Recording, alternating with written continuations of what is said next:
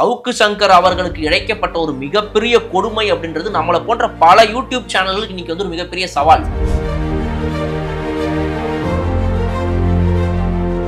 அப்ப அவங்களுக்கு ஓட்டு போட்டு நீவே பேசுன்றாங்க, நமக்கு சப்ஸ்கிரைப் பண்ணி பேசுன்றாங்க.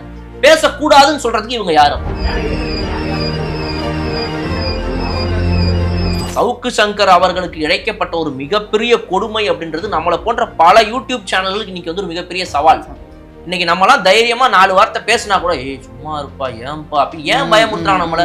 ஏன்னா இப்படி நடந்திருக்கியா, இவ்வளவு பேர் சொல்றாங்க, அதை கேள்வி கேட்கிறோம், அதை அரசாங்கம் பதில் சொல்றோம். இப்ப சாதாரண மக்களா நீ ரோட்ல போய் பதில் கேள்வி கேட்கிற, நான் கேமரா ஆன் பண்ணி வச்சுட்டு கேள்வி கேட்கிறேன். உனக்கு எனக்கு என்ன வித்தியாசம்? எல்லாரும் ஒண்ணு தானே. இந்த கமெண்ட்ஸ் சொல்றவங்க கூட என்ன சொல்றாங்க, எனக்கு தோன்ற விஷயங்கள் நீங்க பேசுறீங்க இந்த வீடியோல, நாங்க என்ன சொல்லணும்னு நினைக்கிறோமோ அதை நீங்க சொல்றீங்க அப்படின்னு தானே மக்கள் நினைக்கிறாங்க. அப்படி மக்களோட ரெப்ரசன்டேட்டிவா எம்எல்ஏக்களும் எம்பிக்களும் இருக்கும்போது அவங்க கேள்வி கேட்கறது சரி, மக்கள் ரெப்ரசன்டேட்டிவா யூடியூப் சேனல் நடத்தி அவங்களுடைய மக்களுக்கு ஓட்டு போட்டு எம்எல்ஏ எம்பியை சூஸ் பண்றாங்க, மக்கள் சப்ஸ்கிரைப் பண்ணி யூடியூப் சேனல்களை சூஸ் பண்றாங்க. இதுல என்ன தவறு இருக்குது?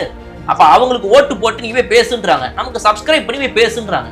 பேசக்கூடாதுன்னு சொல்றதுக்கு இவங்க யாரு? அப்போ